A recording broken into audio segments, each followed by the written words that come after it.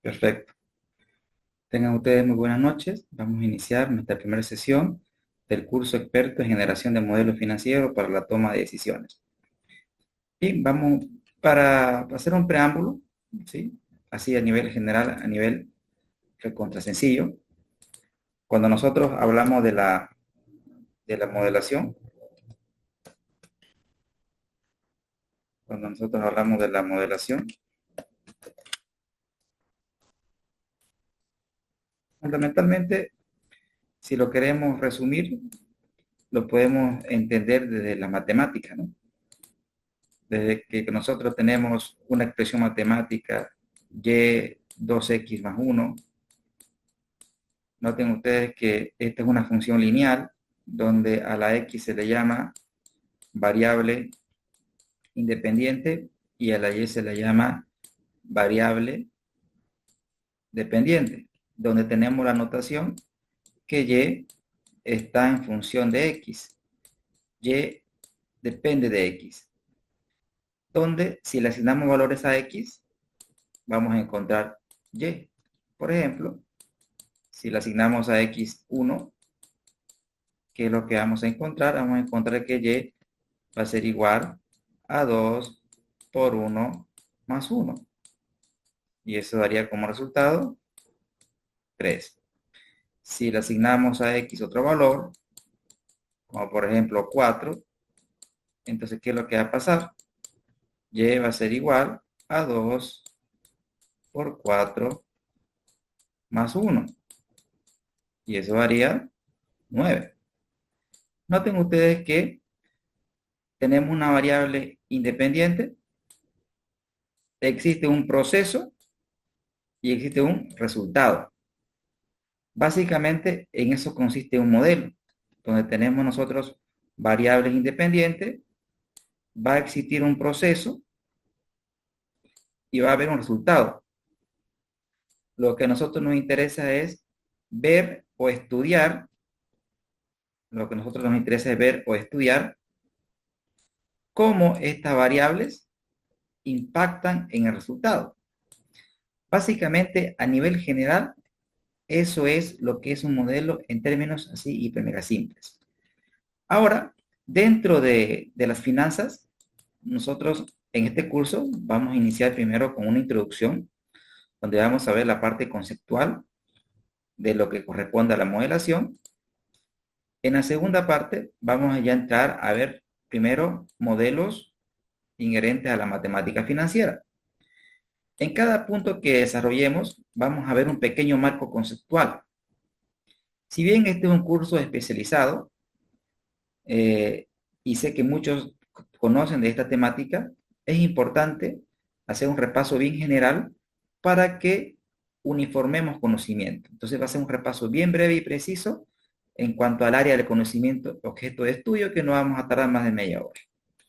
Y luego de que aprendamos los lineamientos generales de la temática, pasamos a la aplicación de casos.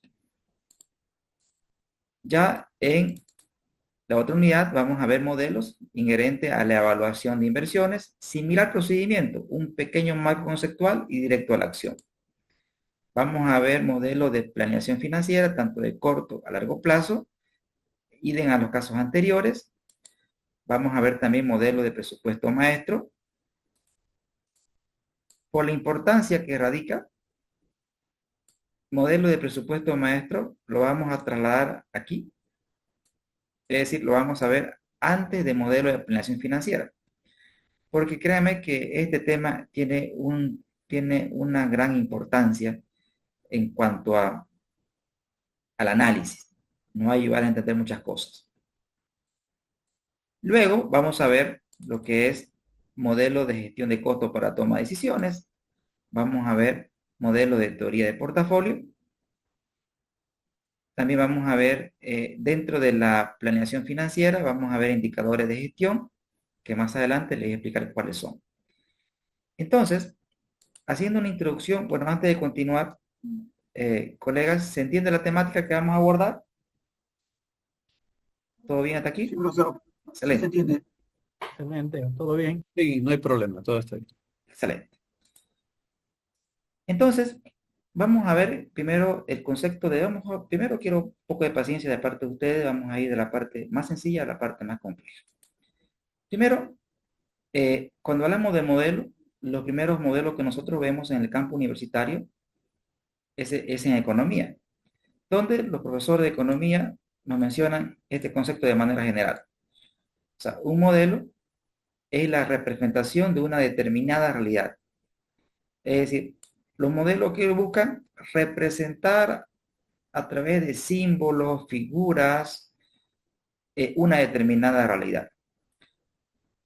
El primer modelo, o uno de los primeros modelos que nosotros vemos en el ámbito académico, son los modelos de oferta y demanda, donde nuestro profesor de economía nos menciona lo siguiente. Nos dicen que la cantidad demandada, la cantidad demandada de un bien o servicio depende de diferentes factores. Dentro de esos factores tenemos el precio del bien, tenemos el precio de otros bienes relacionados, tenemos el ingreso, los gustos, la población y pueden haber más variables. Es decir, la cantidad que un consumidor está dispuesto a comprar de un determinado bien o servicio depende de un conjunto de variables que se denominan variables independientes. Sin embargo, en economía, para hacer más fácil el estudio, nosotros ¿qué hacemos? Agrupamos el precio de otros bienes relacionados, el ingreso, los gustos, la población y otros factores con la famosa palabra ceteris paribus. Es decir, que vamos a estudiar la demanda del bien en función a la variable más importante, que es el precio del bien. Entonces, la función quedaría de esta forma, donde estudiamos nosotros la demanda del bien en función del precio del bien. Y aquí desarrollamos la famosa ley de la demanda, la que nos menciona de que si el precio de un bien sube, la cantidad demandada del bien baja. A eso se conoce como ley de la demanda, donde esta ley se encuentra explicada fundamentalmente por el efecto ingreso y se encuentra explicada por el efecto sustitución. Explico ambos ahora mismo. Cuando el precio del bien aumenta, ¿qué es lo que pasa? Como el ingreso lo hemos mantenido constante y cuando el precio del bien aumenta, ¿qué es lo que está pasando? Nosotros vamos a poder comprar menos bienes y servicios. ¿Por qué? Porque nuestro ingreso no ha subido, se mantiene constante, pero sí ha subido el bien. Por lo tanto, eso hace que nosotros compremos menos del bien. Y el otro efecto es el efecto sustitución. Cuando el precio de un bien aumenta, los agentes económicos, ¿qué es lo que hacen? Sustituyen ese bien por otro que le reporte el mismo nivel de satisfacción. Estos son los efectos que explican, gracias, que explican la ley de la demanda. Eso es en cuanto a la demanda. Ahora, también estudiamos la oferta, donde la cantidad ofertada de un bien o servicio depende fundamentalmente del precio del bien, del precio de los insumos que determinan los costos, la tecnología, el clima, en fin, pueden haber otros factores. Sin embargo, en economía, para simplificar todo esto, lo que nosotros hacemos es asumimos constante los precios de los insumos, asumimos constante la tecnología y lo que hacemos es estudiar la oferta en función del precio, ceteris paribus, es decir, todo lo demás constante, y ahí aparece la ley de la oferta, que cuando el precio del bien sube, los oferentes están dispuestos a ofertar más bienes y servicios. ¿Esto cómo se justifica? Recuerden ustedes que hay un concepto que se llama margen de contribución, que fundamentalmente es el precio de venta menos el costo variable unitario. Recuerden ustedes que al decir ceteris paribus, a mantener constantes los precios del insumo y la tecnología, lo que estamos haciendo es manteniendo constante el costo variable. Entonces, cuando existe un incremento del precio, lo que aumenta es el margen de contribución de la empresa. En consecuencia, la empresa está ganando más por cada unidad vendida. ¿Eso qué hace? Como siente la empresa que está ganando más, lo que hace es aumentar su oferta para seguir obteniendo una mayor rentabilidad. De ahí tenemos la famosa ley de la oferta. Ahora, todo lo que le acabo de explicar, tanto ley de oferta, ley de la demanda, y usted dirá, pues este es un curso de finanzas, pero nos va a ayudar en entender la lógica de para qué nosotros estudiamos los modelos. ¿En qué nos ayudan los modelos de oferta y demanda? Pues nos enseñan o nos ayudan a comprender fundamentalmente cómo funcionan los mercados. Y vamos a ver un ejemplo. Vamos a ver un ejemplo a través de las leyes de oferta y demanda. Vamos a estudiar la oferta y demanda de un bien, en este caso, una divisa, en otro caso, el dólar. Ahora bien, cuando hablamos nosotros de la oferta y demanda de dólares, tenemos que hablar de que existe la oferta de dólares y tenemos la demanda de dólares. Contextualizo, existen miembros en esta sesión que son de otros países, estamos en Bolivia, y en Bolivia nuestra moneda oficial es el boliviano. Y nosotros tenemos un tipo de cambio oficial que lo determina, vamos a asumir un libre mercado, vamos a asumir que lo determina la oferta y la demanda. En el supuesto de que el 6,96 lo determinó la oferta y la demanda, ese es un supuesto, tenemos un tipo de cambio de equilibrio de 6,96 bolivianos por dólar. Ahora bien, para que un tipo de cambio se pueda mantener fijo en un país, debe existir bastante oferta de dólares. Bastante oferta de dólares. Ahora, en Bolivia actualmente tenemos un problema. El dólar escasea, o sea, no existen muchos dólares en nuestra economía. Eso es por muchos factores. Por muchos factores. Generalmente, el saldo de la balanza comercial es negativo y fundamentalmente es el sector externo, es decir, exportaciones menos importaciones, lo que genera dólares en una economía.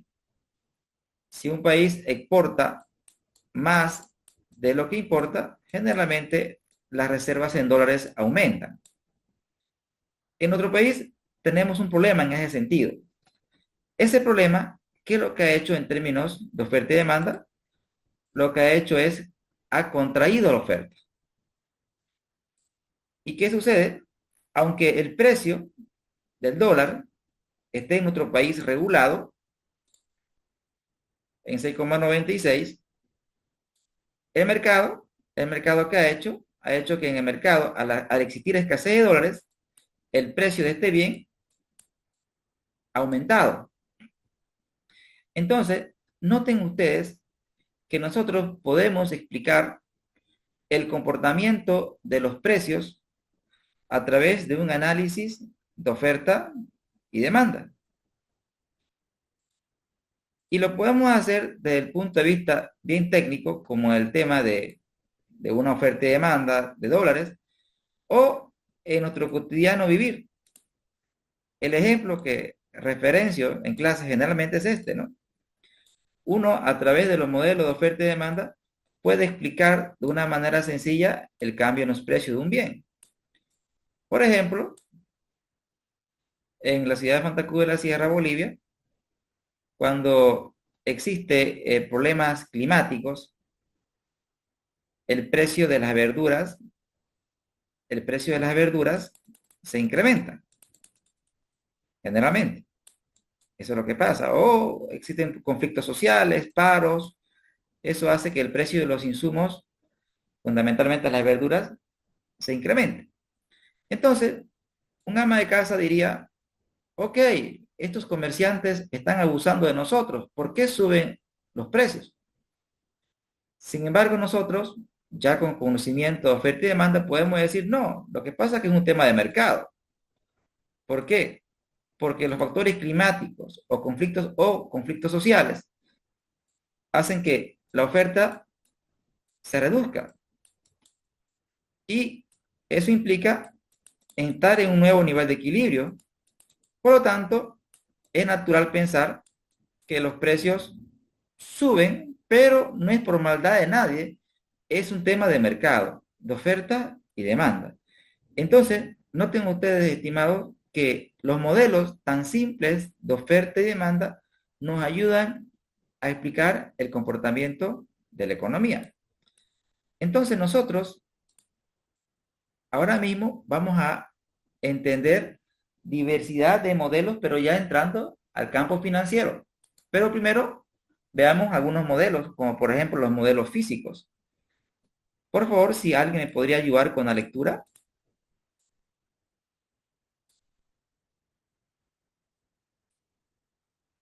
Claro, ¿sí se me escucha? Sí, correcto. Ok, modelos físicos. Cuando la realidad se representa físicamente utilizando materiales, de tal manera que es posible observarla sin necesidad de recurrir al objeto real. Gracias.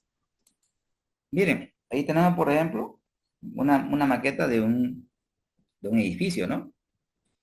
Fíjense que este tipo de modelos lo usan bastante los arquitectos cuando hacen su representación a escala diminuta de un edificio, una construcción, y uno ve cómo quedaría a una menor escala. Entonces, estos modelos físicos buscan representar una realidad que es un edificio, puede ser también un puente o puede ser lo que sea, ¿no es cierto? Pero se representa a través de modelos físicos. Este es un ejemplo clásico de un modelo físico. Ahora, existen también los modelos análogos. Si me ayudan con la lectura, por favor.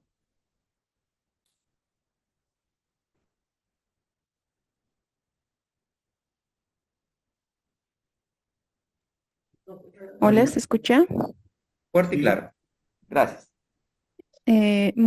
Modelos análogos, cuando la realidad se representa en un medio diferente a través de las relaciones entre sus componentes, de tal manera que es posible entenderla sin necesidad de tenerla presente. Muchas gracias.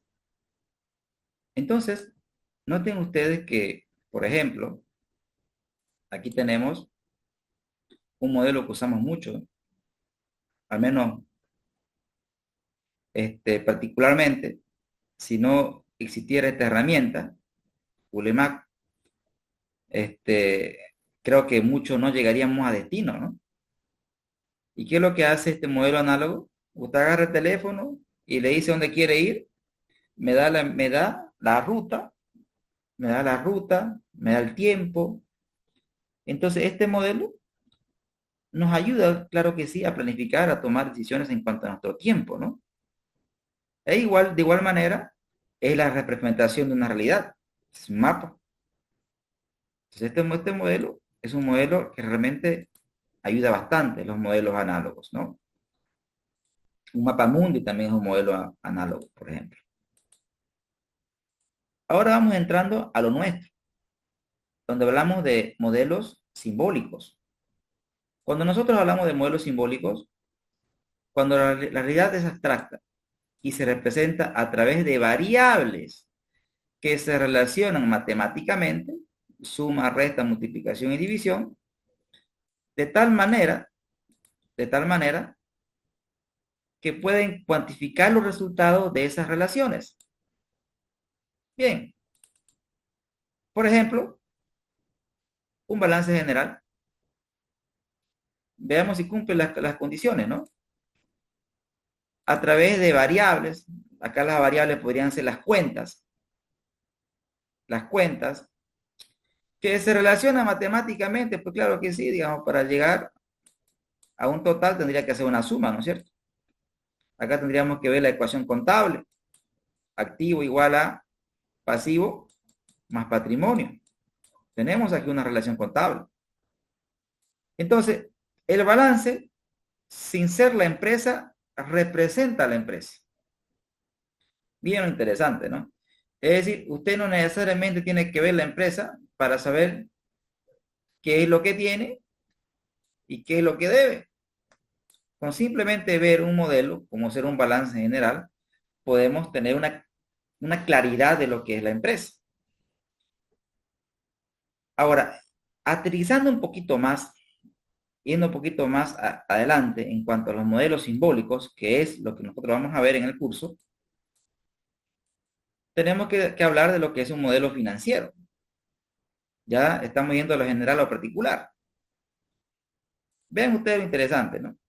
Es la representación simbólica de situaciones empresariales. Es decir, negocios los relacionamos a través de símbolos. ¿Y qué símbolos? Sabemos que este se llama precio de venta, cantidad vendida, costo variable, elemento del costo, materia prima, mano de obra directa, costo indirecto de ubicación, gastos administrativos. Fíjense que estamos usando símbolos para representar situaciones empresariales. Ahora bien, continuando, ahora, ¿qué es el modelaje financiero? Por favor, colegas, si me ayudan, sería genial. El modelaje financiero, por su parte, es la acción de crear modelos para reproducir situaciones y consiste en descubrir las relaciones que se presentan en una situación determinada y plasmarlas a través de símbolos en un modelo que pueda calcular resultados. Muchas gracias, Irene. Genial. Entonces, lo que estamos viendo, o sea, que crear es reproducir situaciones, o sea, a través de la modelación nosotros podemos reproducir situaciones, descubrir las relaciones, ¿sí? Usamos símbolos y siempre estudiamos un resultado, ¿sí? Porque el resultado nos va a permitir tomar una decisión. El resultado nos va a permitir tomar una decisión. Yendo un poquito más, ahora, ¿qué es un modelo financiero? Este concepto es un concepto de ChatGPT. Un modelo financiero es una representación matemática o numérica de una situación financiera o económica que se utiliza para realizar un análisis. Mire, el énfasis es en el análisis. Tenemos la palabra representación. Y acá me dice para qué. Análisis, proyecciones, tomas relacionadas a las finanzas empresariales, fundamentalmente. Puede ser también un proyecto o puede ser una inversión. Entonces, estos son diferentes conceptos de lo que es un modelo. Pero veamos un ejemplo. La representación del ingreso de una empresa. ¿Cómo representamos eso? Nosotros sabemos que el ingreso total de una empresa es el producto del precio por la cantidad vendida. Note usted que tenemos aquí una variable de resultado, que es el ingreso, que va a depender de una operación aritmética, que es una multiplicación. Y el resultado me va a decir cuánto ingreso tenemos por unidad de tiempo. Es decir, ingreso mensual, ingreso trimestral, ingreso anual. Entonces, vea que un modelo financiero se representa a través de símbolos, existen operaciones matemáticas, pero siempre va a haber una variable independiente, como ser, en este caso, estas dos, son mis variables independientes, y una variable dependiente. Fíjense que estamos volviendo al concepto de lo que es una función. Ahora, aterrizando un poquito más el concepto, tenemos que ver los elementos ahora mismo de un modelo financiero, que es lo que vamos a hablar en todo el curso. Cuando nosotros hablamos de un modelo financiero, tenemos que entender que un modelo tiene variables de entrada fundamentalmente.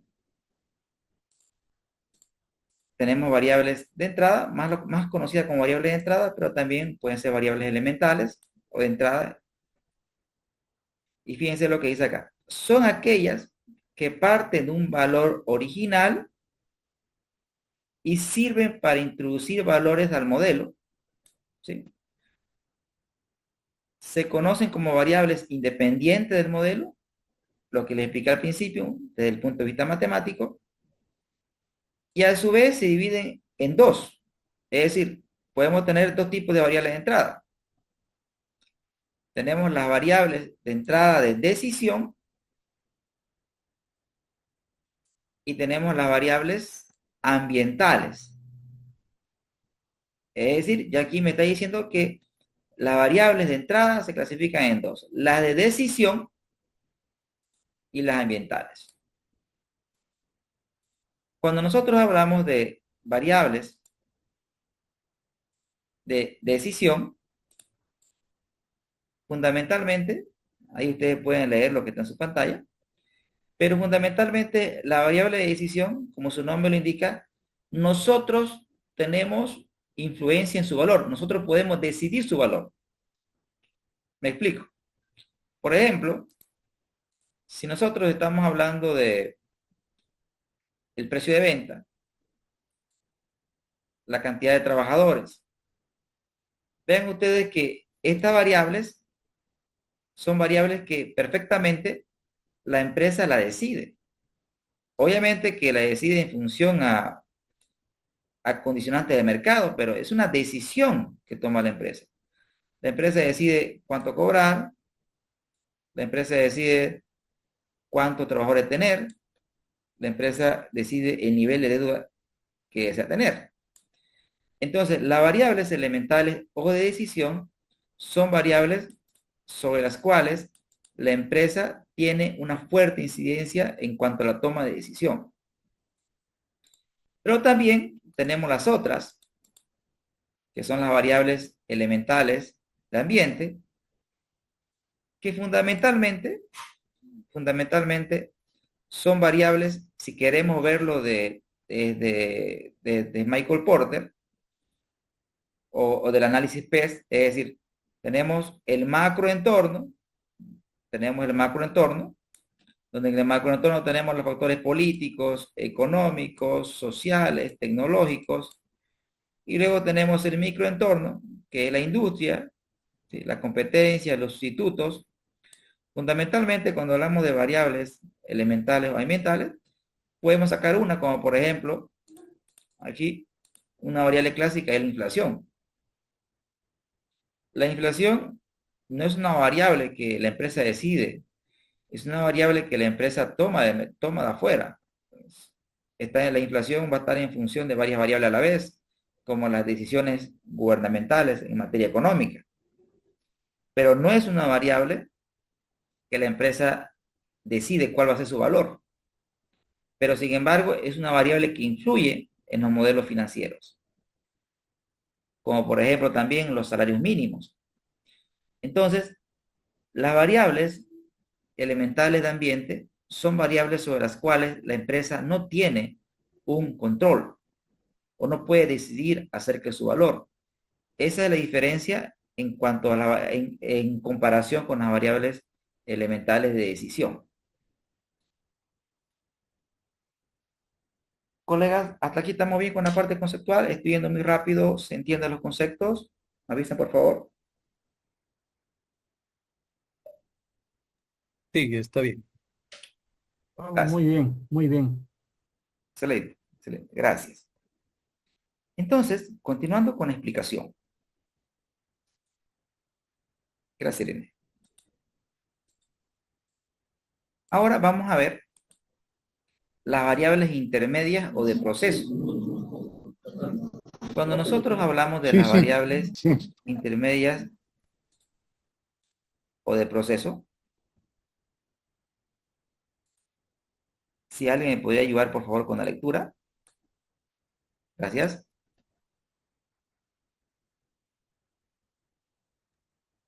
Variables intermedias o de proceso.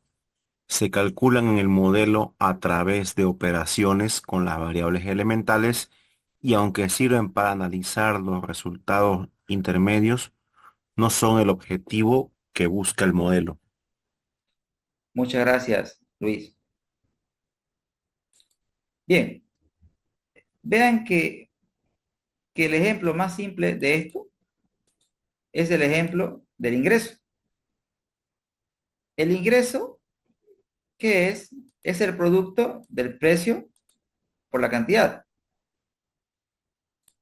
Y estas señoras de aquí, son pues variables de entrada, ¿no es cierto? Son variables de entrada.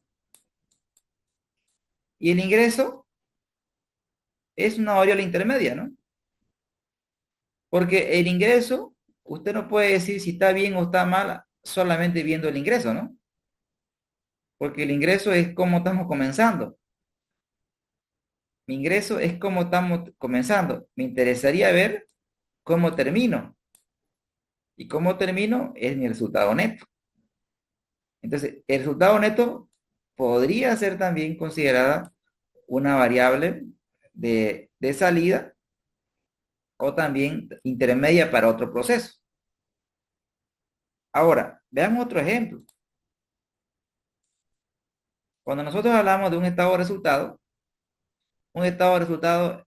vean que está elaborado con base a muchas variables intermedias. El ingreso mismo, que es el precio por cantidad, el costo de venta, que es el costo variable por la cantidad. Luego tenemos la utilidad bruta, que es ingreso menos costos. Veamos el concepto. Se calcula en el modelo a través de operaciones con variables elementales. Son operaciones de multiplicación, resta, y estamos trabajando con variables elementales. La utilidad bruta es una variable intermedia. Claro que sí. ¿Por qué? Porque si usted conoce la utilidad bruta de una empresa, no necesariamente con solo conocer la utilidad bruta voy a saber si la historia terminó con un final feliz. Una empresa puede tener una utilidad bruta positiva y tener pérdidas netas. Pues tenemos que continuar con la historia. Y tenemos que considerar los gastos operativos, tanto los gastos y los gastos operativos, a su vez está integrado por gastos de administración, gastos comerciales y gastos de producción. La suma de estos tres elementos conforman lo que es los gastos operativos. Y luego tenemos el resultado operativo, que es la diferencia entre la utilidad bruta menos los gastos operativos. Luego tenemos los gastos financieros, que es la deuda por la tasa, deuda por tasa. Y terminamos con lo que es el resultado antes de IUE. Bueno, y podemos seguir todavía calculando el impuesto a las utilidades. Pero la idea central de este ejemplo es explicar o aterrizar el concepto. Vean ustedes que aquí tenemos, primero, se calcula en el modelo a través de operaciones con variables elementales. Acá tenemos un montón de variables elementales. Y tenemos muchas variables de proceso. El ingreso, el costo de venta, la utilidad bruta, son variables intermedias o variables de proceso. Ahora, quizás esto se va a entender mejor cuando veamos el otro elemento, que son las variables de resultado o de salida. Dice que son aquellas que ofrecen el valor final del modelo sobre el que se hace los análisis. Miren ustedes, son las variables dependientes del modelo. O sea, básicamente estábamos hablando, si volvemos al ejemplo, y igual a 2x más 1, tenemos el modelo, que es una función lineal, donde y está en función de x. Y si usted le asigna un valor a x, como por ejemplo, si le asigno el valor de x de 0, entonces y va a ser igual a 2 por 0 más 1, y eso va a ser 1. Veamos a ver, son variables dependientes, o sea, es este 1. Esto es la independiente, y esto de aquí es el proceso. Entonces, acá lo interesante es que nosotros nos interesa la variable de salida porque es sobre la variable de salida la que nosotros vamos a hacer el análisis. Y esa variable de salida puede ser n variables en función a lo que estemos estudiando. Por ejemplo, en matemática financiera, que es nuestra primera aplicación, en matemática financiera pueden haber varias variables de salida, como por ejemplo, podemos calcular una cuota. Una cuota es una variable de salida. ¿Por qué es importante sacar una cuota? Porque la cuota me va a permitir hacer otros análisis más, como por ejemplo, si yo conozco la cuota, voy a ver si me da para pagar o no me da para pagar. Ahora, conociendo la cuota, yo puedo calcular una capacidad de pago. Dentro del análisis financiero, tenemos una variable que, por ejemplo, es el flujo de caja, la rentabilidad sobre el patrimonio, el valor económico agregado, el EVA. Entonces, nosotros vamos a ver ejemplos de modelos financieros, de análisis financiero, pero enfocado en esta variable de salida, que es el valor económico agregado. Esta variable, me centro aquí, es importante en cuanto al análisis financiero porque responde a muchas preguntas. Una de las preguntas a la cual responde el EVA es esta. Por ejemplo, si tenemos nosotros un ROE del 20%, la pregunta que nos hacemos es, ¿la empresa es rentable? Pues sí, tiene un retorno sobre el patrimonio del 20%. Pero la pregunta es, ¿somos lo suficientemente rentables? Esa pregunta queda ya a media. Es decir, usted puede decir que la empresa es rentable. Usted puede decir que el comportamiento de rentabilidad es creciente. Pero la pregunta es, ¿somos lo suficientemente rentables como para generar valor? Entonces, el EVA responde a esa pregunta porque el EVA, explicado en términos bien simples, si el EVA lo explicamos en términos hiper mega simples, el EVA resume el balance en dos partes importantes. Primero, me cuantifica el nivel de inversiones y a partir del nivel de inversiones calcula un indicador que se llama ROI, retorno sobre la inversión, que este indicador me está indicando cuánto me está rentando el negocio, cuánto está rentando mi inversión. Y por otro lado, lo que hace el EVA, me calcula, primero me determina mi estructura de capital, es decir, la combinación de deuda-patrimonio,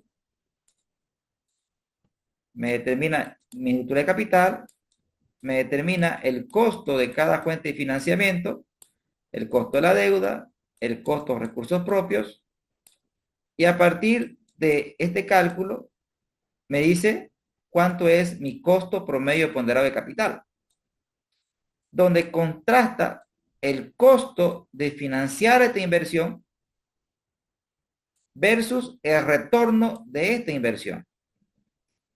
Y cuando el ROI supera al costo de capital, ahí decimos o podemos decir que la empresa es lo suficientemente rentable como para cubrir con el costo de capital. Y recuerden ustedes que en el costo de capital está el costo de la deuda y también está el costo de los recursos propios. Entonces, el EVA es una variable fundamental de salida de un modelo de análisis financiero. Continuando con la explicación, nosotros tenemos, por ejemplo, en evaluación de inversiones. En evaluación de inversiones existe un proceso que va desde determinar primero en qué invertir, es decir, determinamos la inversión, luego proyectamos los flujos de caja que esa inversión va a generar en el tiempo. Primero definimos nosotros un periodo de evaluación, es decir, por cuánto tiempo vamos a evaluar el emprendimiento. Proyectamos los flujos y una vez conocido la inversión, conociendo los flujos y además conociendo mi costo promedio ponderado de capital, que es una tasa porcentual, entonces hasta ahí son operaciones, si ustedes quieren verlo, intermedias. Cuando queremos ver nosotros una variable de salida, tenemos que ver un indicador, como por ejemplo el valor actual neto, que es un indicador de evaluación de inversiones. Si este señor es mayor que cero, me estará diciendo que el negocio es rentable, que el negocio genera valor. Pero no es el único indicador. Tenemos una tasa interna de retorno, que se expresa en porcentaje, y esta tasa pues tiene que ser mayor que el costo promedio ponderado de capital. Es decir, la TIR es equivalente a un ROI. La TIR se mide en porcentaje y si la TIR me indica el retorno del negocio en términos anuales. Si la TIR supera el costo de capital, el emprendimiento está generando valor, está generando riqueza. Tenemos también la tasa interna de retorno, que es una versión mejorada de la TIR, el índice de rentabilidad, y podemos tener más indicadores de toma de decisión o variables de salida. También, si nos vamos a otros campos, en el campo de presupuestos maestros, también nosotros en este campo podemos identificar variables de salida, como por ejemplo el flujo de caja, la liquidez corriente, el índice de deuda, índice de cobertura, rentabilidad sobre el patrimonio. Entonces, noten ustedes que siempre en finanzas, todo, absolutamente todo en finanzas funciona con base a modelos, a entenderlos como modelos. Es decir, en resumen, variable de entrada, proceso o variables intermedias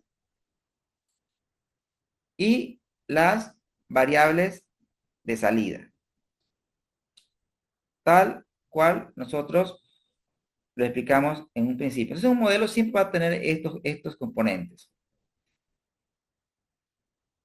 Eso es todo, colegas, en cuanto a la parte conceptual de lo que es modelo y para qué nos sirve.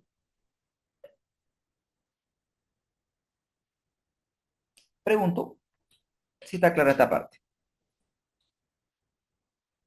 Profesor, a nivel de un estado de resultados, ¿cómo está, profesor? Buenas noches. Buenas noches, Limber.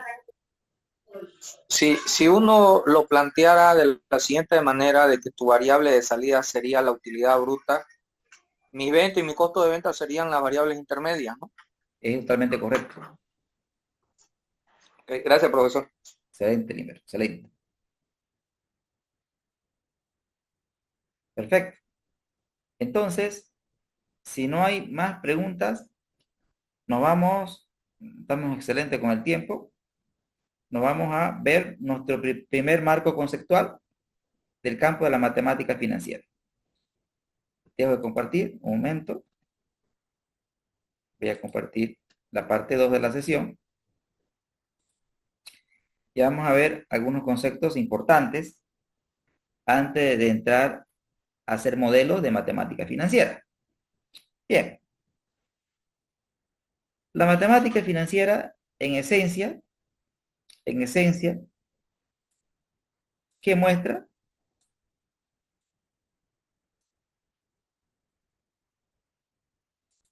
En términos sencillos, voy a hacer aquí un grafiquito que tenemos 0t. Si tenemos nosotros un capital inicial, ese capital inicial a través del tiempo se vuelve un monto. Si iniciamos con 100, nosotros esperaríamos terminar con más de 100. Donde, ¿por qué se da esto? Porque si nosotros prestamos 100 a otra persona, esperamos que la otra persona nos devuelva los 100 más algo más. Ese algo más le llamamos interés. ¿Por qué interés? Porque el capital, en matemáticas financieras, el capital es el dinero. El capital en el tiempo tiene un precio. El capital es una mercancía, como todo, es un bien económico. El dinero es un bien económico.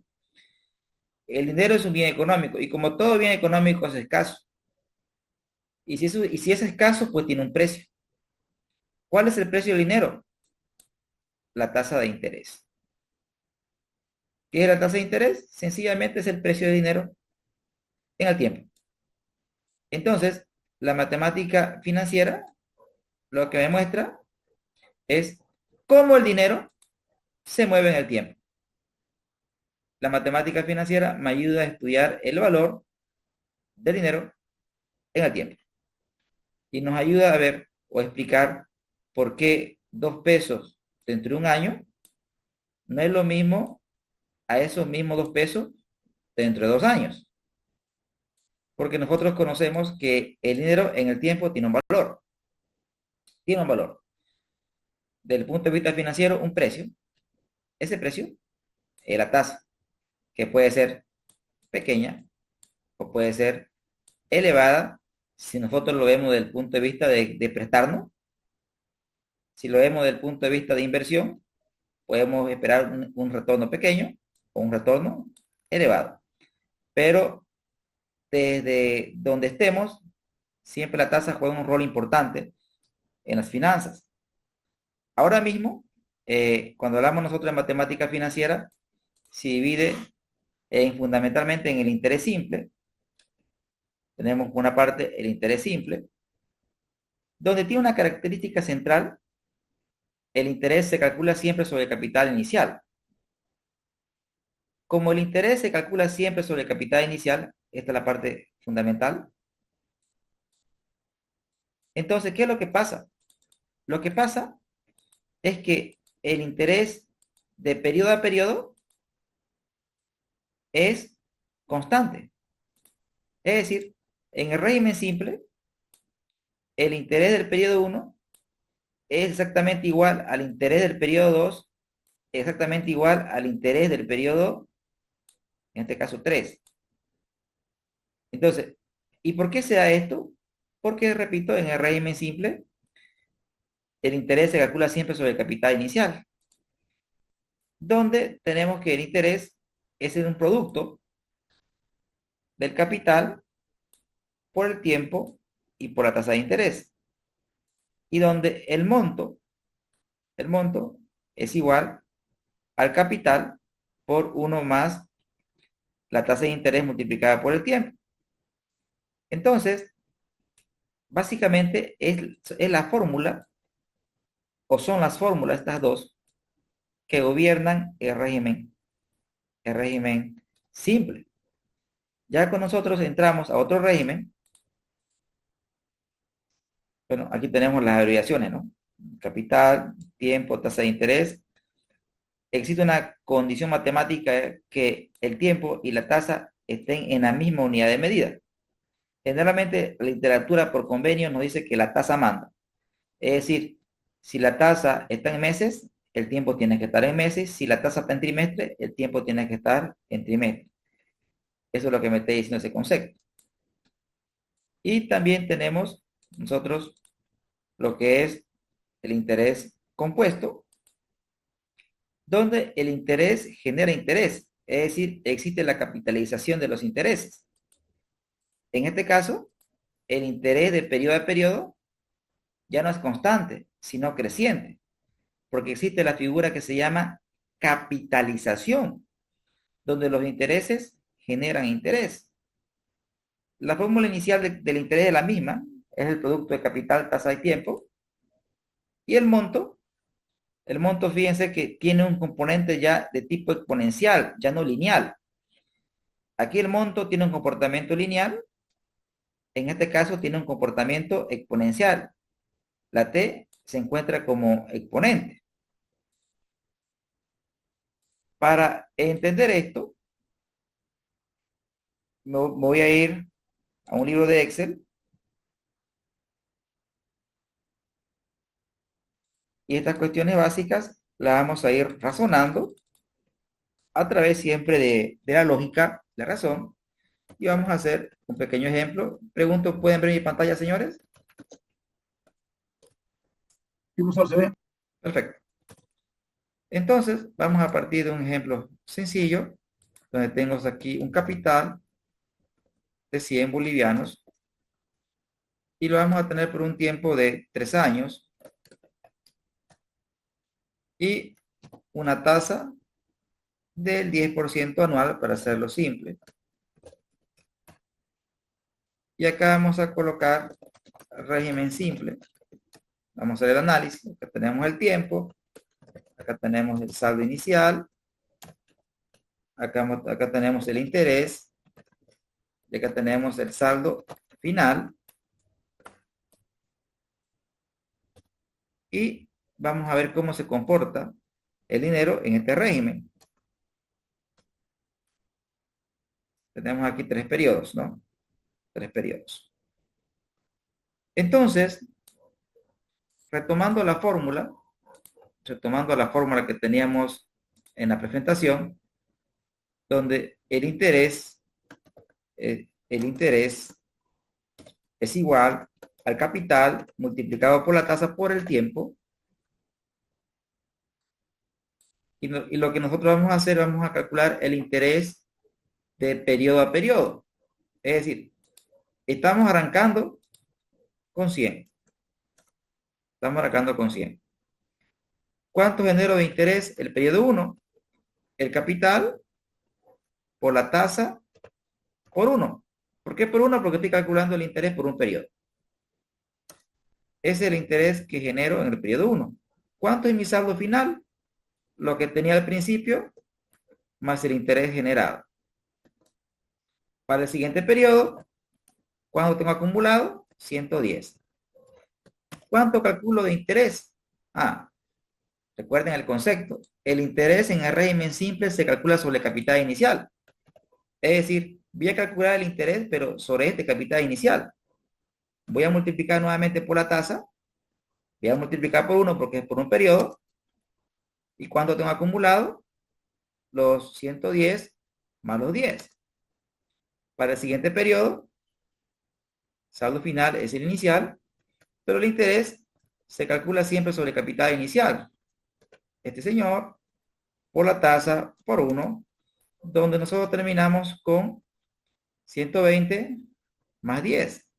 Si esto lo trazamos nosotros en una línea temporal, un diagrama de tiempo-valor, y lo enfocamos desde el punto de vista de que nosotros prestamos una suma de dinero a otra persona, entonces, ¿qué es lo que pasa? Nosotros primero prestamos dinero, prestamos 100. Y esta persona, cada mes, ¿cuánto nos tiene que dar interés? Sí. 10, 10, 10. Vea que el interés es constante, ¿no? ¿Cuánto voy a recibir como monto? Al final sería los capitales más el interés, ¿no? O sea, voy a recibir ¿cuánto? 130. Noten ustedes que el interés es constante. Pero nosotros ahora mismo hemos hecho una analogía para llegar a este monto de 130, pero la matemática financiera tiene fórmulas como la que se expuso al principio, donde teníamos esta fórmula. Voy a colocarla. donde me decía que el monto es igual al capital por 1 más la tasa por el tiempo. Es decir, que si nosotros quisiéramos encontrar el monto bajo el régimen simple, lo que usted tendría que hacer simplemente sería colocar igual y multiplicar el capital por, abro paréntesis, 1 más la tasa multiplicada por el tiempo. Y note usted que tanto el tiempo como la tasa están en la misma unidad de medida y llegamos al mismo 130. Con este ejemplo, ¿qué busco? Busco explicar la lógica sobre la cual se sustenta el régimen simple. Y vamos a hacer la comparación, claro que sí, con el régimen compuesto. Y hacer una separación aquí. Y vamos a trabajar con el régimen. Segundo. Ahora bien, voy a trabajar con los mismos datos, pero ahora en un régimen compuesto. En un régimen compuesto, ¿qué es lo que sucede? Voy a copiar el formatito. Voy a copiar los periodos. 1, 2, 3. ¿Qué es lo que sucede en un régimen compuesto? Nosotros partimos de un saldo inicial y generamos interés, que es capital por tasa por un periodo. Saldo final. Y para el siguiente periodo, el final viene a ser el inicial. Pero acá está lo interesante. El interés ya no se calcula sobre el saldo inicial, se calcula sobre lo que tengo acumulado. ¿Y cuánto tengo acumulado? 110. Sobre esta suma, pago el interés por un periodo. ¿Y cuánto voy a tener? Nuevamente la suma. Para el siguiente periodo, el saldo final viene a ser el inicial. Y nuevamente aplico interés por tasa por un periodo. Y acá nuevamente sumo. Si nosotros analizamos, colegas, nos damos cuenta rápidamente que el interés aquí es constante y el interés aquí es tipo creciente. Donde al término del periodo tendríamos que devolver esta cantidad. Sin embargo, nosotros no vamos a hacer, pues imagínense un plan de ahorro por 40 años. O sea, esto no es muy operativo. Entonces ahí vienen las fórmulas matemáticas que al final de cuentas son procesos. La que vimos nosotros en la presentación, donde el monto era igual al capital por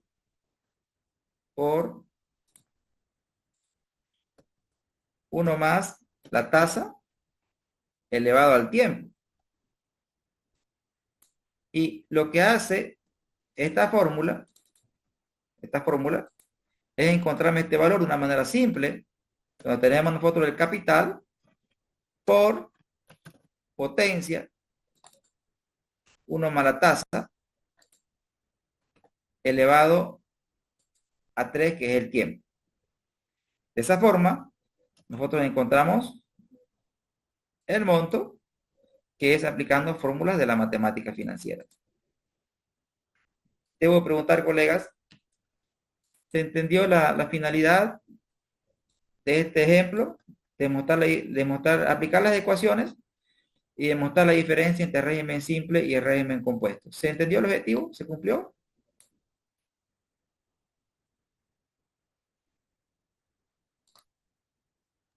Gracias, Rodrigo. Sí, bien, gracias. En la fórmula de régimen compuesto está repetida la fórmula del régimen simple, nada más. Ok, gracias. Ok, bueno, esta parte en realidad, se dan cuenta, se cumple en ambos lados, ¿no es cierto? Para calcular los intereses, ¿no? Lo que varía es la base de cálculo, ¿no? ¿Correcto?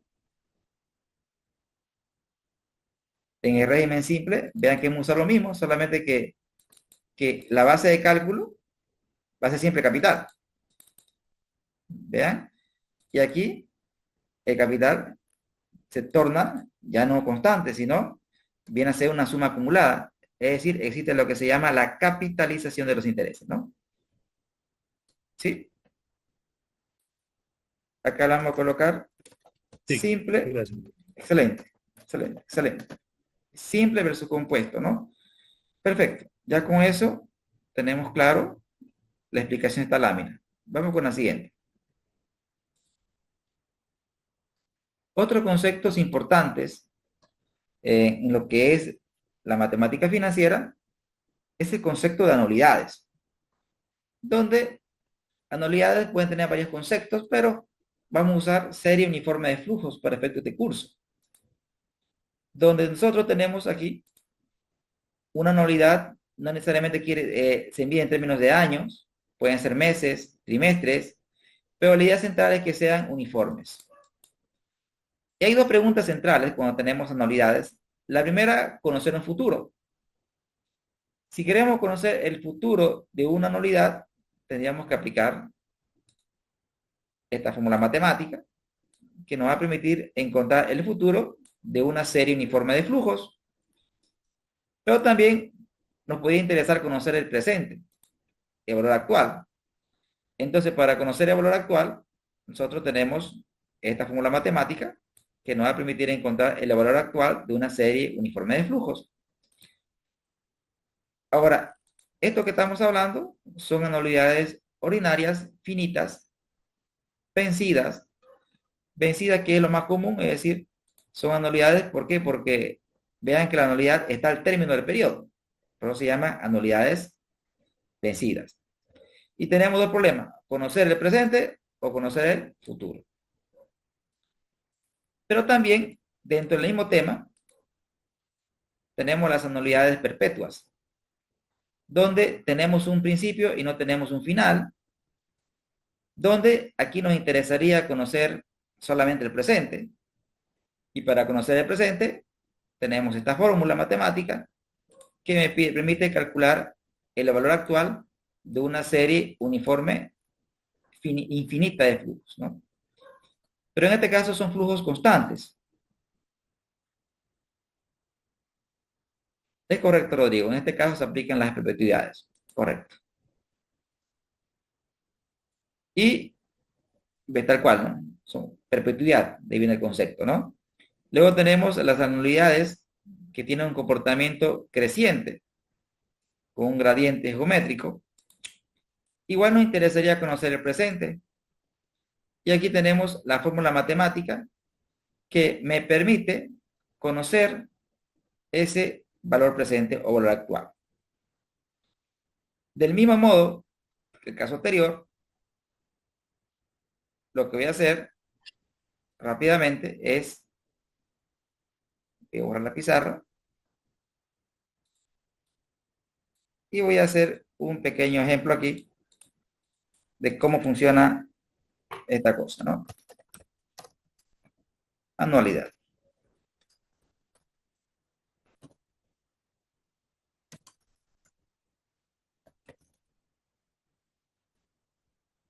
Bien, acerco la pantalla. Vamos a hacer un ejemplo. Datos, detalle, valor, unidad. Entonces, nosotros podemos plantearnos aquí un ejemplo donde tenemos una anualidad de 100 bolivianos año. Tenemos un horizonte temporal de 3 años. Tenemos una tasa del 10% anual. Y en este caso, nos va a interesar conocer el valor futuro de esta serie uniforme de flujos. Y nosotros podemos plantearlo en estos términos. Podríamos construir una tabla inicial. Acá podríamos calcular el interés. Aquí la anualidad. Aquí saldo final. Esto es para entender cómo se comporta el dinero a través del tiempo. 3 periodos. Muy bien. Voy a hacer un esquema donde aquí voy a colocar periodo 0, periodo 1, periodo 2 y periodo 3. Entonces, inicialmente no hemos depositado nada, no tenemos nada acá al principio, pero hemos hecho un depósito aquí. Hemos hecho un depósito de 100 bolivianos. 100, 100 y acá 100. Entonces, interés 0, no tenemos nada de interés, pero hemos depositado 100. 100. Entonces, el saldo final se refiere al saldo final del periodo 1, sería lo que tenía al principio, más el interés que se generó, que no generamos nada de interés, porque en este periodo no tenemos nada de dinero. Pero sí hemos hecho un depósito de 100. Para el siguiente periodo, que sería este periodo aquí, ya podíamos calcular un interés. Capital por tasa por 1, porque es un periodo que estamos analizando. Es decir, y aquí hacemos otro depósito de 100. Entonces, dentro de este periodo, he ganado 10 bolivianos de interés. ¿Con cuánto cierro? Lo que tenía al principio, más el interés, más lo que se depositó. Y esto se acumula. Ahora, ¿cuánto genero de interés aquí? Este señor, por la tasa, por 1. Y hago el tercer depósito. ¿Cuánto tengo acumulado? Lo que tenía, más el interés, más lo que deposité. Colegas, ¿se entiende la lógica?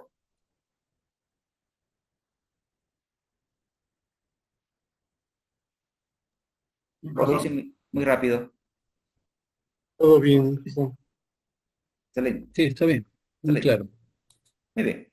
Gracias. Entonces, bajo esa lógica, para no hacer todo este proceso, la matemática financiera tiene esta fórmula, que es de valor futuro, por donde aquí tenemos 1 más la tasa elevado al tiempo menos 1 sobre la tasa. Entonces, esta formulita matemática, lo que haríamos nosotros simplemente sería reemplazar las variables, es decir, la anualidad por 100, la tasa por 0,10, el tiempo, colocaríamos aquí 3 periodos y aquí 0,10. El Excel tiene una función para esto que se llama la función BF, valor futuro, donde el valor futuro es muy intuitivo, me pide la tasa, me pide el plazo, me pide el pago, que lo entiende como una salida de efectivo, la vamos a colocar con negativo, y cerramos. ¿Sí? Básicamente es esta ecuación, pero a través de una función del Excel, ¿no? Acá lo único que tienen que tener cuidado es que el pago lo colocan como negativo porque el Excel lo entiende como una salida de efectivo, ¿no? Entonces, ven ustedes que en este caso, ¿qué estamos haciendo? Estamos conociendo un valor futuro, ¿correcto? A través de una fórmula de la matemática financiera. Pero también podíamos conocer el valor presente, el valor actual. Es decir, la otra operación, ¿no? Es decir, traer estas sumas al periodo 0. Si queremos conocer el presente de una corriente uniforme de flujos, la ecuación a usar, acá la voy a colocar, es la de valor actual igual a nulidad por una fracción, 1 menos 1 más la tasa a la menos t sobre la tasa. Que simplemente tendríamos que reemplazar estas variables en la ecuación o usar el Excel que tiene la función BA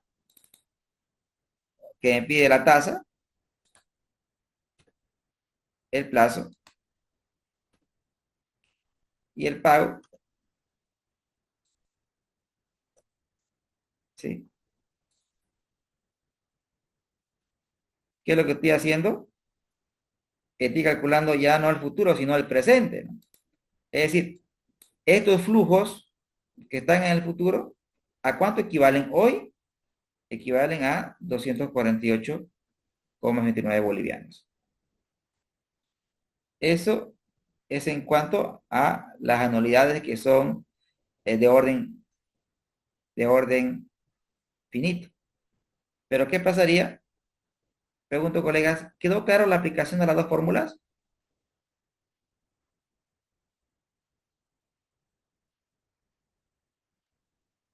Sí, muy claro. Gracias, Irene. Excelente, gracias. Sí, correcto, gracias. Muy bien. Gracias, Alberto. Entonces, ahora, estas anualidades son de orden finito. ¿Sí? Son de orden finito. Ahora vamos a trabajar con las anualidades perpetuas.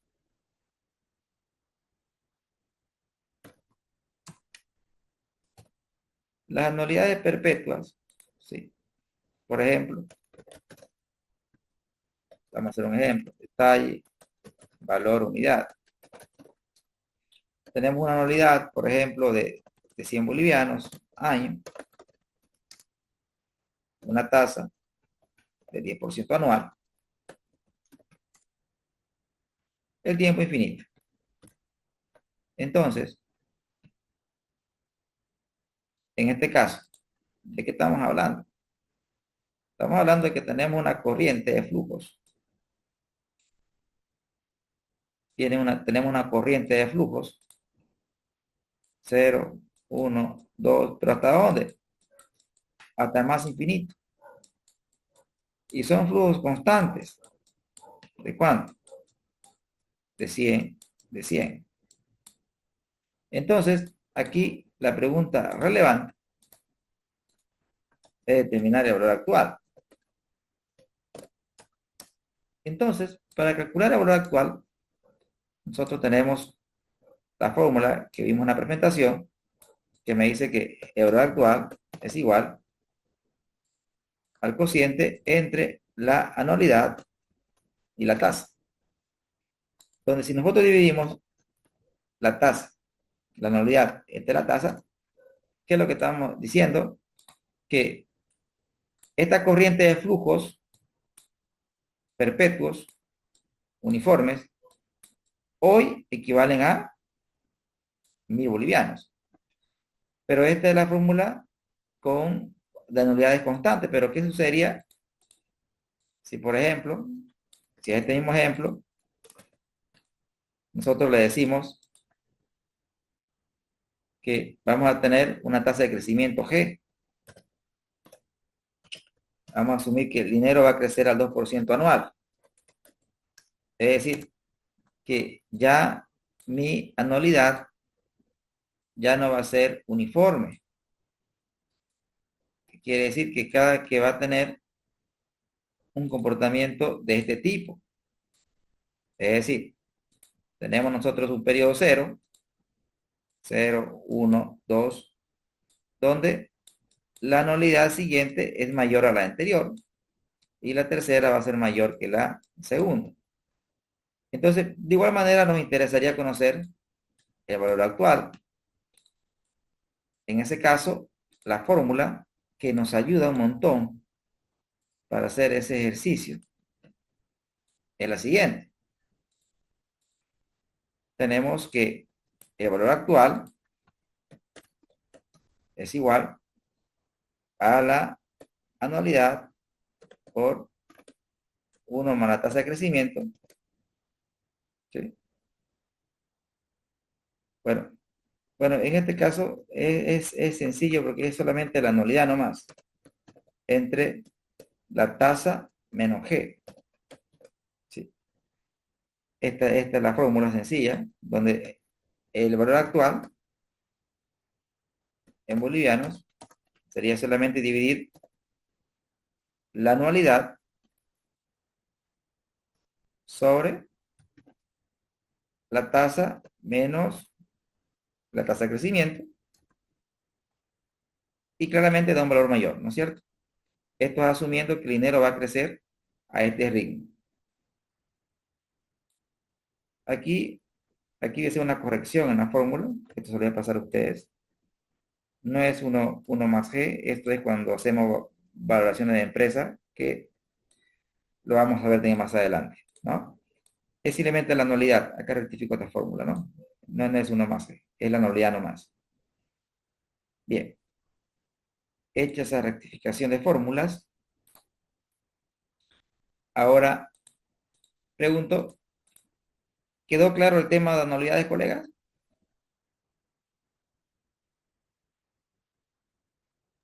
Sí, gracias. Perfecto, perfecto. Gracias a ustedes. Bien, y nuestra última lámina, gracias Carlos, nuestra última lámina de marco conceptual es la de sistema de amortización.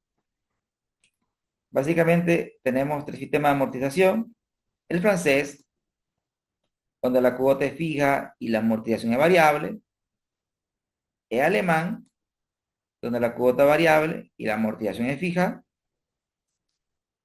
y el americano, donde se paga solo interés y todo el préstamo se paga al final. Entonces, vamos a dar un paseo bien breve por los 3 sistemas de amortización con la idea de aterrizar conceptos, tema de amortización, para ver la característica de cada uno de ellos y cerrar la parte conceptual, sistema de amortización, y luego irnos a la acción.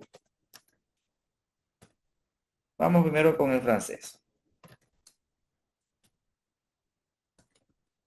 Detalle, valor, unidad, y vamos a plantearlo aquí como condiciones de un crédito. ¿Ya? Y vamos a colocar nosotros ahora mismo una deuda de 10.000 bolivianos. Vamos a plantear un plazo de 5 años, una tasa del 10% anual, y en este sistema lo que nosotros calculamos es la cuota. Para hacer sencillo el ejemplo, vamos a hacerlo en cuotas anualizadas. Entonces, el tema del sistema francés se origina fundamentalmente bajo la lógica de un crédito. ¿Y cuál es la lógica de un crédito? Primero voy a colocar esta fórmula, ¿ya? Anualidad por, es la fórmula que vimos hace instante, y después explico lo que es la lógica de un crédito. Uno cuando va al banco a solicitar un crédito, ¿por qué es?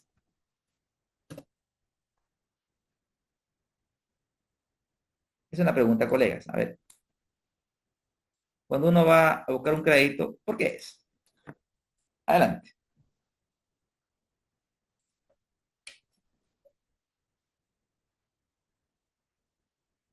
Pueden escribir. Uno busca un crédito, perdón, Adelante, Luis. buenas noches. Uno busca un crédito para 2 opciones. o para hacer una inversión, ¿verdad? O para cubrir algún tipo de costo o gasto.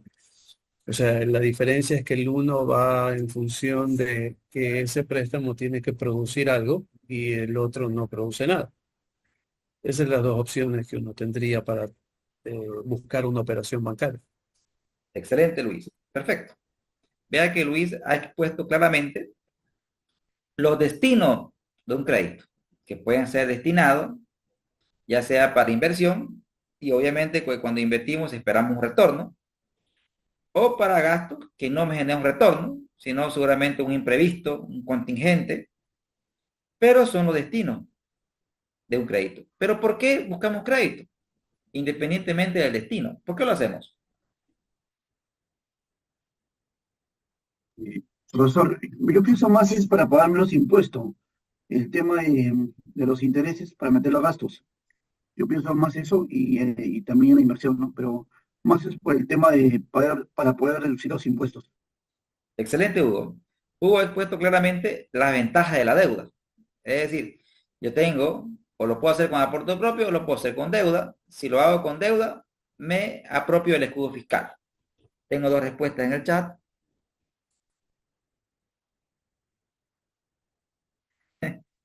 Mira, Irene ha dado una respuesta sencilla, ¿no? Pero profunda. ¿Por qué uno se presta? Porque necesita, dice Irene. Y es tal cual, ¿no? Nos prestamos porque necesitamos dinero y no lo tenemos a disposición. Entonces, no lo tenemos hoy a disposición. Vean lo interesante del modelo del crédito. Es decir, nos prestamos independientemente del destino, es porque no tenemos. Asumamos que no tenemos. Entonces, ¿qué sucede? Si usted quiere sacar un crédito de consumo, usted quiere dinero hoy. Hoy usted quiere dinero. Hoy. Usted quiere dinero hoy. Pero no tiene todo hoy. No tiene todo hoy. Pero sí, en el futuro lo va a tener. ¿A qué me refiero? Que el banco le dice, ok, yo te voy a dar hoy dinero y tú me pagas en el futuro. En módicas cuotas. Es decir, lo que el banco lo que hace es calcula mi capacidad de pago, que son mis cuotas, que en este caso le voy a llamar anualidad. Pero ¿qué es lo que hace el banco en términos sencillos? Ahí tenemos la cámara de Oscar prendida. Ahí vamos a detener el video de Oscar para que así no quede velada su intimidad. Bien. Entonces, lo que hace el banco es proyecta los flujos, es decir, la cuota que nosotros vamos a pagar, y lo que hace el banco es, en función a nuestra capacidad de pago, lo que el banco hace, nos da dinero hoy. Vean ustedes que el banco simplemente hace un BA, actualiza las cuotas que nosotros podríamos pagar en el futuro y nos las da hoy, pero por eso nos cobra una tasa de interés. Esa es la lógica de cómo funciona el crédito explicado bajo la óptica de la matemática financiera. Entonces, si el crédito funciona como una anualidad, ¿qué tenemos aquí? Tenemos el BA, tenemos lo que nos va a dar el banco. El banco nos va a dar 10.000. Entonces, la incógnita sería pues la anualidad. La A. Y ahí lo que nosotros hacemos simplemente es, mediante un procedimiento de la matemática financiera, despejamos y decimos que la anualidad es igual a ¿qué? Es igual a un cociente donde tenemos arriba el valor actual multiplicado por la tasa sobre esto que está multiplicando va a pasar a dividir otro miembro y quedaría una cosa de esta forma, ¿no? Bien. Y queridos colegas, esta es la fórmula que se deriva, fíjense que todo se relaciona en finanzas, eso es lo importante. Finanzas siempre va a ser algo, es una ciencia muy culta, y no digo que las otras no lo sean, sino la finanza ocupa de todo. Todo termina en finanzas. Entonces, y lo que nosotros tendríamos que hacer simplemente es reemplazar estos datos en esta ecuación para poder determinar la cuota, es decir, el BA, que sería los 10.000, 0,10, la tasa, 0,10, y el tiempo, bueno, esta es la expresión matemática. El Excel lo hace muy sencillo, porque el Excel usa la función pago, una función, donde es muy intuitiva en cuanto a lo que me pide la tasa. Usted selecciona la tasa, punto y coma, el plazo, y el BA, bueno, aquí cometí un error, punto y coma nuevamente, el BA, que sería los 10.000, en negativo, y esa sería la cuota, y en función de esa cuota, ya puedo hacer el plan de pagos. El plan de pagos, que en este caso son 5. Vamos a arrastrar. ¿Y qué tenemos aquí? Vamos a hacer la estructura básica de un plan de pagos, donde tenemos saldo inicial, tenemos la cuota, tenemos el interés, tenemos la amortización y tenemos el saldo final, donde el saldo inicial claramente es el crédito, y en este sistema la cuota es constante, es decir, colocamos igual, selecciona usted la cuota, la inmoviliza con la función F4, y lo que hace usted es arrastrar el interés. Una cosa más, me olvidé, colegas, estoy yendo quizás un poquito rápido, no he preguntado ahora mismo, pero en la parte de aplicación, que es la siguiente parte de la clase, la parte ya de modelar, los colegas que desean seguirme, por favor, me avisan. Es decir, aquellos colegas que están en sus casas con su computador, me avisan si tengo colegas que están con su computador para esperar y me sigan a la par. En esta parte lo estoy haciendo nomás con idea de que todos tengamos una idea general de lo que es anualidades para entrar a trabajar con modelos. Entonces, en la siguiente parte, aquellas personas que desean acompañarme lo pueden hacer desde su computador, me avisan para que yo lo pueda esperar o repetir algún tipo de proceso. ¿Se entiende, coleguitas? Excelente, muy bien. Excelente, excelente. Muy bien. Ahora, en esta parte, el interés se calcula sobre saldos. Gracias, Alberto. Muy bien. Parece que aquí tenemos personas que nos van a seguir. Excelente. Vayan pendiente su computador para que hagamos la parte aplicativa juntos. Bien. El interés siempre es sobre saldos. ¿Qué vamos a hacer? Saldo inicial multiplicado por la tasa de interés. Como la tasa de interés va a ser constante, lo que hago aquí es inmovilizar la tasa, porque va a ser constante durante todo el periodo, en este caso son 5 años. El interés siempre va a ser sobre saldos. Entonces tenemos la cuota, y recuerde que la cuota es igual al interés más la amortización. ¿Sí?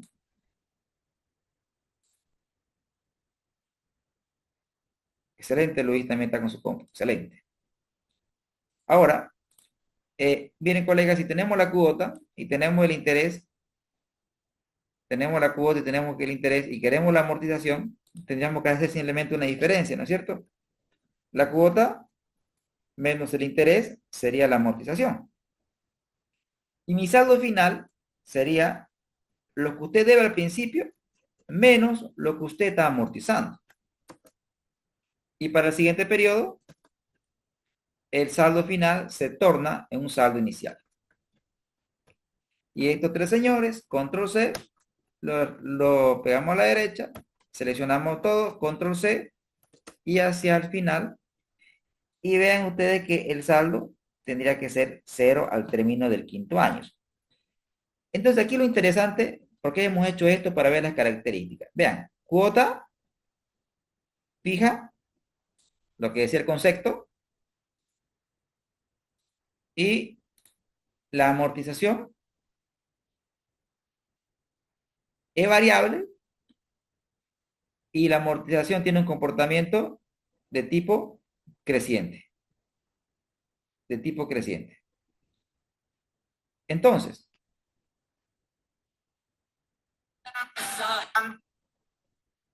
perdón.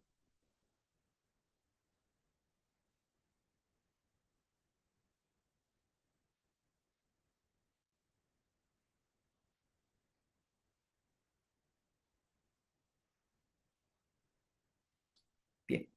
Entonces, colegas, estas son las características que vimos, ¿se acuerdan en la lámina? ¿Sí? En la lámina anterior. Cuota fija, amortización variable. El interés es de índole decreciente. ¿Y por qué el interés tiene un comportamiento decreciente? Porque claramente estamos observando que se calcula sobre el saldo, ¿no? Entonces, debo preguntar, ¿se entiende, colegas, el sistema de amortización francés, el cómo se elabora y las características del mismo? Sí, profesor, se entiende, está claro. Gracias. Gracias. Excelente. Gracias, Eduardo, también. Muy bien. Entonces, gracias, Luis. Entonces, voy a agarrar, voy a copiar esto. Control C. Control V. Para copiar la estructura, y voy a borrar las ecuaciones matemáticas. Ok. Y voy a borrar todo esto. Y voy a bautizar con el nombre de alemán. En el sistema alemán pasan cosas interesantes. En el sistema alemán, lo que es fijo ya no es la cuota. En este sistema lo que es fijo es la amortización. Entonces, lo primero que encontramos nosotros es la amortización. Y básicamente, la amortización la encontramos mediante esta formulita sencilla, donde simplemente es la deuda sobre el plazo. La amortización es simplemente la deuda sobre el plazo. ¿Qué haríamos? Simplemente haríamos la división simple de lo que es la deuda sobre el plazo. Entonces, la amortización sería de 2.000 bolivianos. Es decir, vean que en el caso anterior la cuota era constante. Ahora lo que es constante es la amortización. Colocamos igual, selecciona usted la amortización e inmoviliza la amortización porque es constante. Y la arrastra para todos los periodos. Y procedemos de manera del caso anterior. Saldo inicial es la deuda. El interés es sobre saldo. El interés va a ser igual, saldo inicial, multiplicado por la tasa, inmovilizada la tasa. Tenemos el interés y tenemos la amortización. Pues la cuota tendría que ser la suma de ambos, el interés más la amortización. Y el saldo final sería el saldo inicial menos la amortización. Y para el siguiente periodo, saldo final vendría a ser el inicial. Y de aquí, colega, lo que hacemos es repetir la operación. Eso es lo bueno del Excel, que me ayuda bastante en cuanto a la agilidad de cálculos, ¿no? Pero repasemos un poco lo que vimos en la parte conceptual inicial. Claramente identificamos que en este caso la cuota ya no es fija, sino variable. Y lo que sí es fijo es la amortización. Ve usted lo interesante, ¿no? Aquí la cuota ya es variable y la amortización ya es fija. No vamos a entrar en el detalle de cuál es mejor aún. Eso va a ser parte de un análisis. Aquí lo que estamos viendo es la parte matemática, la parte de la ciencia, la parte operativa de cada sistema. Colegas, debo preguntar, ¿Se entiende todo lo que es inherente al sistema de amortización alemán?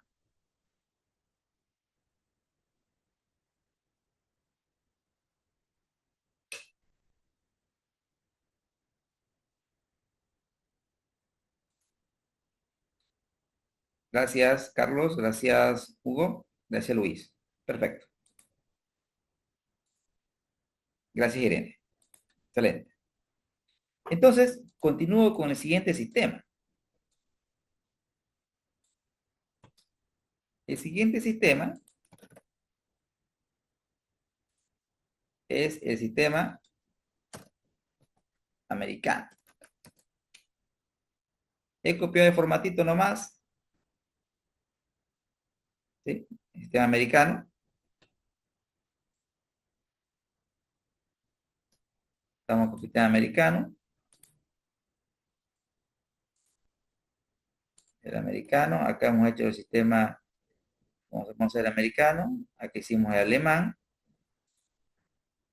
Y acá hicimos el francés. Ahí tenemos los tres. Bien. En el sistema, digo, esto se mantiene como estructura. Aquí borramos. Entonces, por analogía, en el francés, lo que es fijo es la cuota. En el alemán, lo que es fijo es la amortización. Entonces, en el americano, ¿qué vendría a ser fijo? Por analogía, el interés, ¿no, colega? Entonces, aquí lo que calculamos es el interés. Es el interés lo que es fijo en este sistema. Bolivianos. ¿Y por qué es fijo? Ahora se van a dar cuenta porque es fijo. El interés. Y acudimos a las fórmulas matemáticas, donde el interés es igual a qué, ¿no? En este caso, es la deuda o la tasa sobre la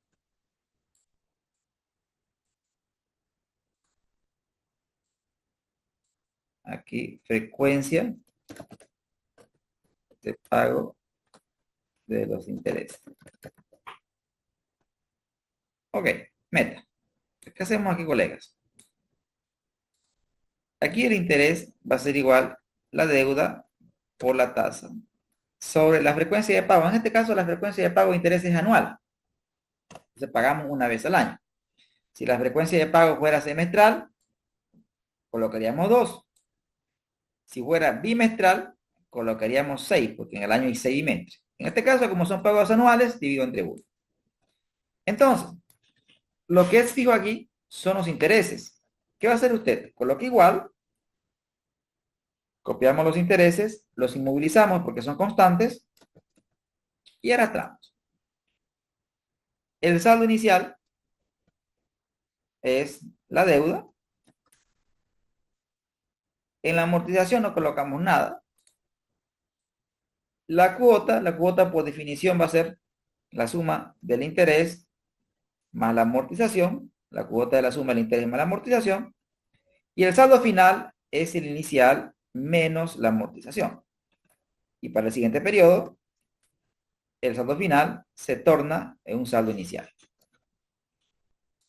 Repasamos el proceso, nuevamente, arrastramos, y nos damos cuenta de algo, que la deuda no se extingue nunca, ¿no? Entonces, el interés es constante, pero ¿cuándo pago la deuda? ¿Se acuerdan las láminas anteriores? Decía que el crédito se devuelve al final. Es decir, al final se devuelve el crédito de manera íntegra. Por lo tanto, la última cuota es muy fuerte, porque al final se devuelve el crédito. Repasemos las características, colegas. ¿Qué me dicen las características? Primero, interés constante. Se amortiza al final. Las cuotas al principio son pequeñas y la última cuota es pesada. Entonces, aquí surge una pregunta intuitiva. ¿Qué sistema de amortización es el mejor? Y existen respuestas también intuitivas y matemáticas, porque uno puede decir claramente que en el sistema francés, por ejemplo, nosotros podemos sumar los intereses. ¿Y cuánto pago de interés en este sistema? Pago 3.189,87. Y hago la misma operación con el otro sistema. La misma operación con el otro sistema.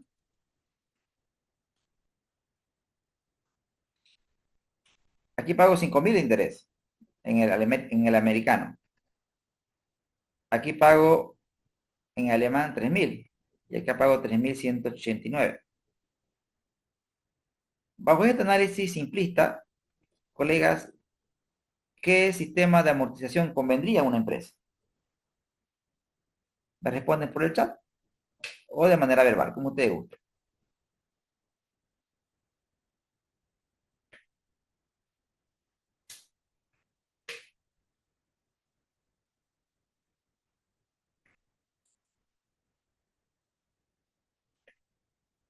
Ya tenemos El respuesta de sistema Pedro. alemán. Alemán, muy bien.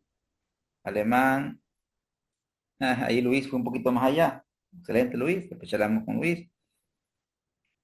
Alemán. Depende, Luis dice, depende del fin del crédito. Alberto dice alemán. Alemán. Irene también. Alemán, perfecto. Juan dice, el valor de dinero, no puedo sumar, ¿no? ¿No, Juan? Eso me está diciendo. Perfecto.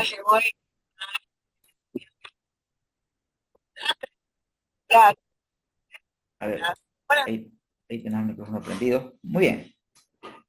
Entonces, esto tiene su justificación matemática.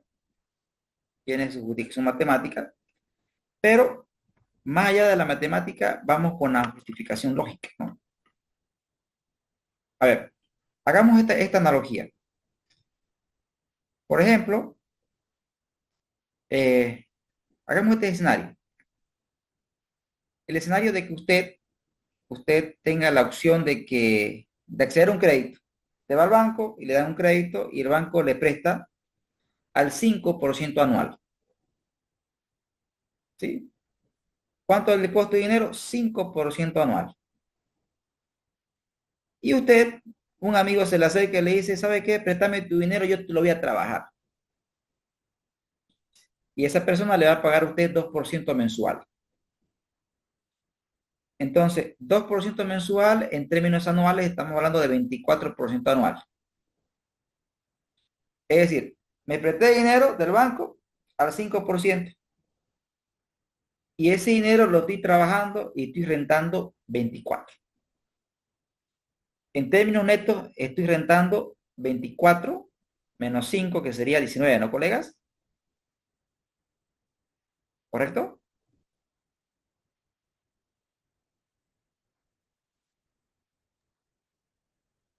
Entonces, ¿cuál es la idea central?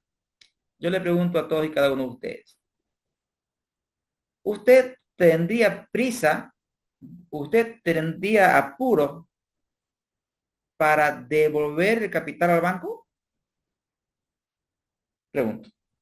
Si con ese capital le estás rentando. ¿Qué dicen ustedes? ¿Me responden en el chat? ¿Tendríamos prisa? ¿Tendríamos prisa de amortizar? Si con ese capital estoy rentando por encima del costo. Pues la respuesta es que no habría prisa, como bien lo dice Alberto. No, para nada, Pedro, José, claro, ni prisa. Entonces, esa es la lógica de los créditos empresariales. Cuando nos prestamos dinero, es para invertir. Es decir, y la inversión genera un retorno. Y ese retorno tiene que estar por encima del costo, porque si no, pues no hay negocio, no hay apalancamiento. Entonces, totalmente correcto, Luis. Totalmente correcto. Es decir, estamos planteándolo de la óptica de crédito destinado a inversión. Si el crédito es destinado a inversión, el sistema que más me conviene es el sistema que posterga la devolución del capital. Y si ustedes analizan, colegas, el sistema que hace eso,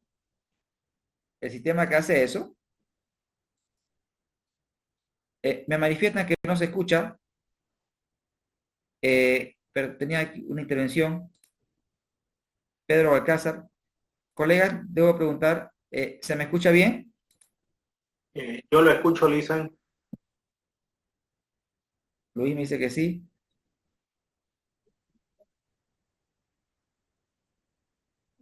Perfecto, me dicen que sí. Gracias, gracias. Pedro, ¿me confirma nuevamente si me escucha, por favor? Ahora sí lo escucho, Magister. Gracias, gracias, Pedro. Excelente, excelente. Gracias, Carlos. Gracias, José.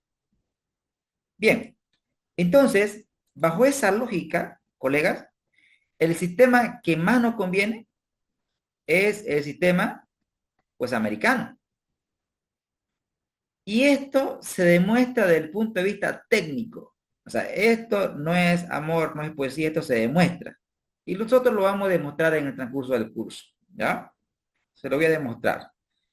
Ahora bien, entonces nos convendría este sistema, que contrariamente es el que uno paga más interés. Pero fíjese, es el que posterga hasta el final la devolución de capital. Vean lo interesante, ¿no? Ahora, si el crédito es para gasto, si uno se presta para gasto, retorno 0%. Si usted se prestó para gasto, ahí sí funciona la lógica primera, en que debemos tener prisa en devolver el capital, porque ese capital nos está quemando, ese capital no nos está generando valor, es un capital que nos está generando un costo, una salida, más no una entrada.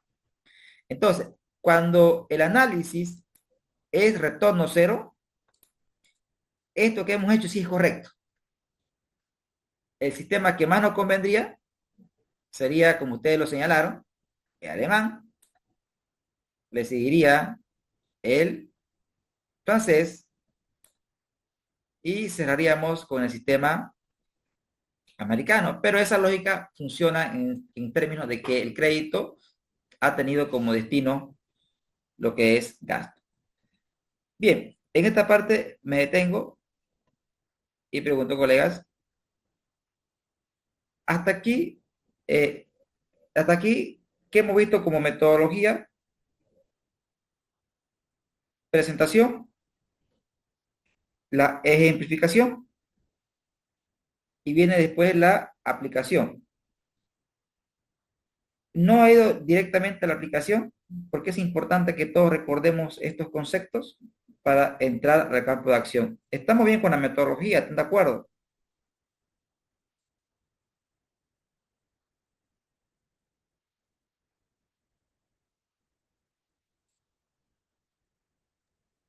Una pregunta, maestro. Adelante, gracias Luis, gracias Carlos, adelante. Sí, ¿qué implicaciones? Usted había tocado el tema del costo promedio ponderado del capital. La tasa de interés tiene una implicación en lo que es el costo promedio ponderado del capital, ya para analizándolo ya desde el punto de vista de la empresa como tal, en inversión. Excelente la pregunta. Claro que sí, claro que sí. Desde el punto de vista del costo de capital, ¿sí? La tasa, obviamente, el costo de capital va a depender del costo de recursos propios y del costo de la deuda. Se demuestra, desde el punto de vista técnico, que el KD más bajo es el americano. Es decir, con nosotros calculamos el costo de la deuda a través del sistema americano, es decir, tenemos el KD, el costo de la deuda del sistema americano, es menor que el KD del sistema, le sigue el francés, y a su vez el costo de la deuda del sistema francés es menor que el costo de la deuda del sistema alemán. ¿Sí? Es decir, que en términos de costo, la pregunta usted va por ahí, en términos de costo, también lo vamos a demostrar en el curso, el costo de la deuda del sistema americano es menor que el costo de la deuda del francés, y a su vez el costo del francés es menor que el costo de la deuda del sistema alemán. En consecuencia, el sistema que más minimiza el costo de capital, que por ahí va su pregunta, es el sistema americano. Queda pendiente la demostración técnica. ¿Va por ahí la pregunta, colega? Así es, gracias, maestro. Muy bien. Excelente, gracias, José. Genial. Entonces, antes de entrar a lo que es la parte de aplicación, que solamente va a ser tres mini casos, la aplicación más fuerte la vamos a ver en la siguiente clase, pero les solicito en esta parte un break de unos 10 minutos y retornamos. Recargamos pilas y retornamos a la acción. ¿Les parece, colegas? Está bien, profesor. Está Muy bien. bien. Genial, gracias. Dime algo de la